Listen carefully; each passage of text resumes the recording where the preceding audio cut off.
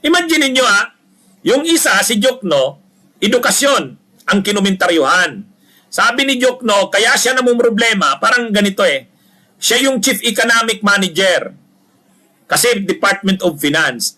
Kaya daw kinakapos ng pera ang gobyerno, kaya siya namumroblema kasi daw ang laki ng gastos sa edukasyon na libre sa college. Dapat daw alisin na yan, i-scrap na yan kasi unsustainable daw yan. Ito namang si Acuzar, nung tinanong, paano makaka-afford niyan ang mga kababayan natin na hirap ang kalagayan? Paano makaka-afford ng housing ng gobyerno? Ang sabi ni Acuzar, ay kung tamad ka, hindi ka talaga magkakabahay sa programa ng gobyerno. Matindi to mga kabunyog. Sagad ang pagkakontra mahihirap. Napaka-insensitive ng mga taong ito ni Marcos Jr. pagdating sa mga mahihirap, mga kabunyog. Bunyog, bunyog, halikan na kasama ka. Bunyog, kapag buklod ay may pag-asa. Luzon, Visayas, Mindanao, isa ang pananaw.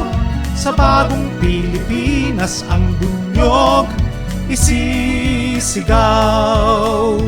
Bunyog, bunyog, bunyog.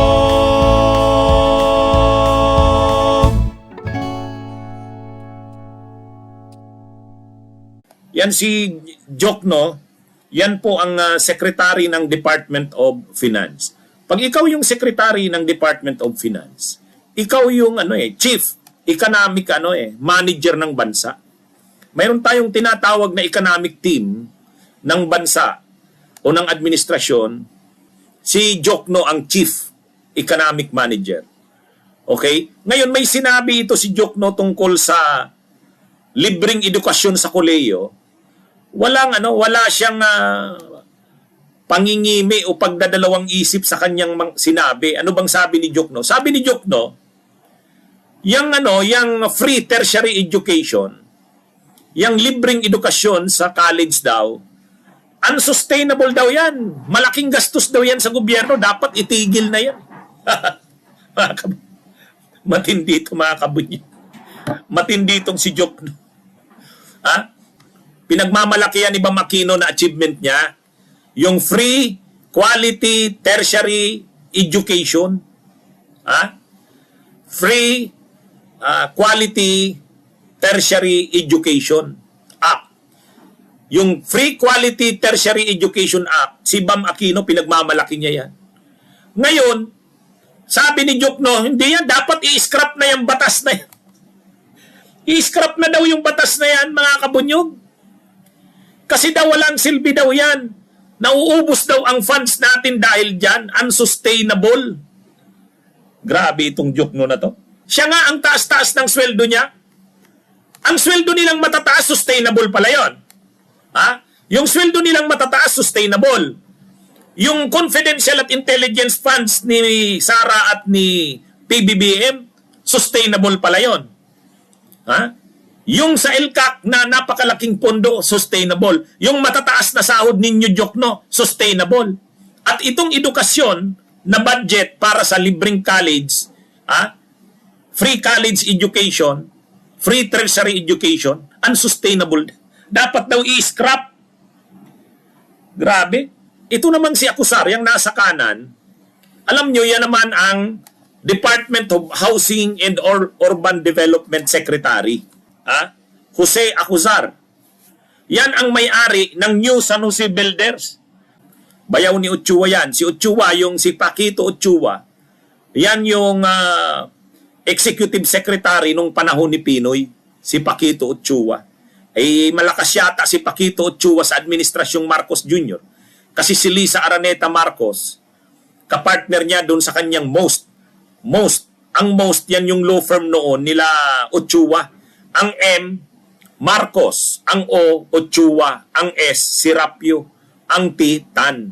Marcos, Ochoa, Serapio, Tan. Yan. Ngayon, dahil malakas itong si Ochoa sa administrasyong Marcos, dahil nga kay Lisa Araneta, yung bayaw niya na si Jose Acuzar ay na-appoint bilang Department of Housing and Urban Development. Ngayon, ano bang sinabi naman ito? Ang sabi naman ito ni Acuzar, tungkol sa housing, ay pagtamad ka daw talaga, hindi ka magkakaroon ng pabahay sa gobyerno. Kung gusto mong magkaroon ng pabahay, ma-afford mo yung pabahay ng gobyerno, magsikap ka. Nakakabunyin. Yun daw mga hindi magkakabahay, kung hindi ka man daw magkabahay sa programang pabahay ng gobyerno, yun ay dahil tamad ka. Ang problema daw kasi sa mga Pilipino, marami tamad. Pero yun daw mga nagtatrabaho, magkakabahay daw yun. Hirap na ang mga kababayan natin. Napakataas na ng presyo ng mga bilihin. Sila ang gaganda ng buhay nila. Pabiyahe-biyahe si Marcos Jr. Napakataas ng confidential at intelligence funds ni Sara at ni Marcos Jr. Ang sweldo ni Jokno, napakataas. Ang sweldo ng mga officials ng gobyerno, napakataas. Tapos may gana pa silang magsabi sa mga tao na, sabi ni Acuzar, kung tamad ka, hindi ka magkakabahay. Grabe talaga, mga kabunyog. Ano na bang nangyayari sa bansa natin? Ano na itong mga officials na ito ng gobyerno? Kapag para sa mga mahihirap, kapag para sa mga kababayan natin, pinag-iinitan nila. Wala silang malasakit. Pero kapag confidential at intelligence funds ni Bongbong Marcos, confidential at intelligence funds ni Sara Duterte, kapag mga budget sa pambiyahe ni Marcos, kapag mga flood control projects ng mga kongresista, pork barrel ng mga kongresista, wala silang problema. Pero pagdating dun sa edukasyon, libreng edukasyon sa college, gusto na ni Joknong i-scrap kasi daw unsustainable. Sabi naman ito ni Acuzar, Filipinos who can't afford government-funded homes are not working hard enough. Hindi raw nagtatrabaho ng kulang daw sa sipag. Kulang daw sa tamad daw ang kapag hindi ka daw nagkaroon ng bahay sa ilalim ng programa ng gobyerno, tamad ka. Grabe itong mga tao na to. Ano na bang nangyayari sa bansa natin? Yan. Ang gusto ni Jokno, i-scrap na ang free quality tertiary education. Kasi unsustainable. Malaking gastos lang daw sa gobyerno. Yung 255 billion pesos na flood control projects na sa totoo hindi naman nakakapigil ng baha dahil kinukurakot lang, hindi siya nanghihinayang doon. Yung confidential at intelligence funds ni Sara at ni BBM, hindi siya nanghihinayang doon. Yung ELCA na pundo, hindi siya nanghihinayang doon. Yung mga kinukurakot sa gobyerno, hindi siya nanghihinayang doon. Ang nanghihinayang si Jokno doon sa libreng edukasyon. Sabayan pa nito ni Acuzar, kaya daw walang pabahay ang mga manggagawa kasi hindi daw nagtatrabaho ng kulang daw ang trabaho. Ibig sabihin, hindi daw masipag. Yan si Acuzar. Wag mo nga ako, Acuzar. Ang totoo lang, kaya ka lang naman lumaki ang negosyo. Unang-una, yung New San Jose Builders mo, napaboran ka sa administrasyon ng Quezon City.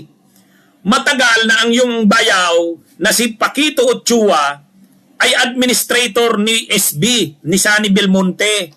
Lahat halos ng mga proyekto ng Quezon City ay nakuha ng kumpanya mo, yung New San Jose Builders. Alam yan. Alam yan ng mga tao. Yung pagpapaalis ng mga squatter dyan sa North Triangle, kasama kayo mga Ayala at yung New San Jose Builders. Kumbaga ikaw, Acuzar, hindi ka naman umasinso dahil sa tiyaga. Mas umasinso ka dahil sa yung koneksyon sa gobyerno. Yung bayaw mo ay matagal na administrator ng Quezon City. Si Paquito Ochoa ay matagal na administrator ni Sunny Belmonte. Ilang taon ba humawak ang Belmonte sa Quezon City? Hanggang ngayon sila pa. So, bakit? Si Binay, di ba, ang grabing korupsyon sa Makati, yung parking building, lahat. Na-expose lang yon dahil kakandidato si Binay na presidente. Si Belmonte, sa tinagal-tagal na hawak niya ang administrasyon ng Quezon City. Speaker pa ng Kamara dati si Sunny Belmonte.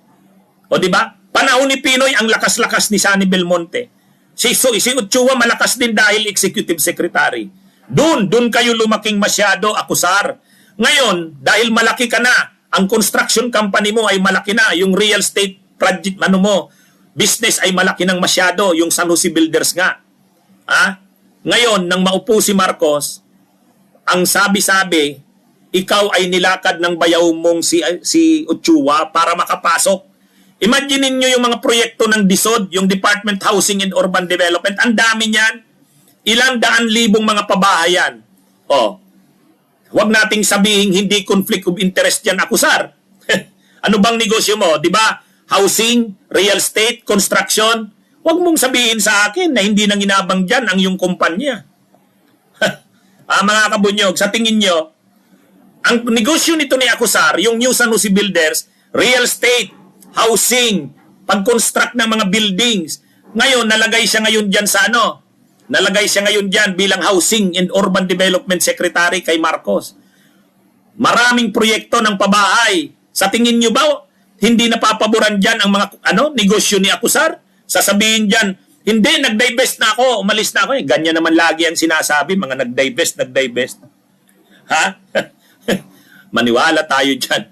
Itong si Jokno, wag mo nga kami Jokno. Alam mo, in-expose ka ni Andaya. In-expose ka Jokno ni Andaya. Anong sabi ni Andaya?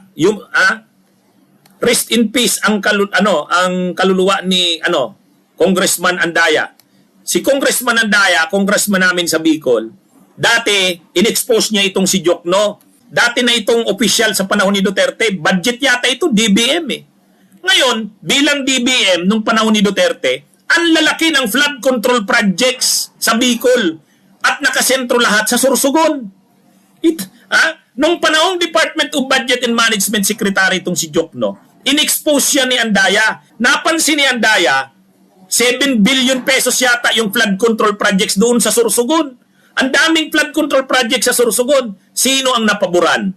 Yung politiko doon na si Hamor. Si Hamor, dating mayor ng Kasiguran. Ngayon, magbalai yata ito. Magbalai ito. Basta't may connection itong si Jokno doon sa Hamor. Either na yung anak niya napangasawa ng anak ng Hamor. Sigurado ako dyan na may relasyon yung Jokno at Hamor. Mga anak sa anak, nag-asawaan yan. Napaboran ngayon, binagsakan ng bilyon-bilyong pondo sa flood control yung Sorsogon. Kaya nangyari, naging mayor ng Sorsogon City si Hamor. Kinalaunan, naging governor na yung Hamor. Yan yung totoo dyan. Kaya wag mo nga ako Jokno. In-expose siya ni Andaya Kaya lang hindi na napag-usapan sa Kongreso Natigil na. Tapos ngayon, ang yabang nito ni Jokno, unsustainable daw ang free college education. Pero pagdating sa mga proyekto ng mga kongresista, mga trapo, mga presidente, sustainable. Sa kanya, sustainable yung mga yung mga proyekto ng mga kongresista. Sustainable 'yon. Pero pagdating sa sa mga mahihirap, hindi sustainable. Yan si Jokno. Ganon din itong si akusar. Dapat pagsisibakin na ito ni Marcos Kaya lang, ang problema, hindi yan masisibak ni Marcos. Alam nyo kung bakit hindi masisibak yan ni Marcos, mga kabunyog? Kasi, lahat ng hinihingi ni Marcos, binibigay ni Jokno. Paano naman sisibakin ni Marcos yan? Lahat ng hinihingi ni Marcos, maharlikapan. Si Jokno dyan ang author niyan. Yung mga confidential intelligence fund ni Marcos, binibigay ni Jokno yan. 1.4 billion budget ni Marcos sa pagbiyahe, binibigay ni Jokno yan. Hindi tinitipid ni Jokno si Marcos at si Sara Duterte. Kaya hindi yan sisipain ni Marcos. Ang tinitipid ni Jokno, ang mahihirap. Yun. Bunyog, halikan na kasama ka. Bunyog, kapag buklod ay may pag-asa. Luzon, Visayas, Mindanao, isa ang pananaw. Sa bagong Pilipinas ang bunyog isisigaw. Bunyog.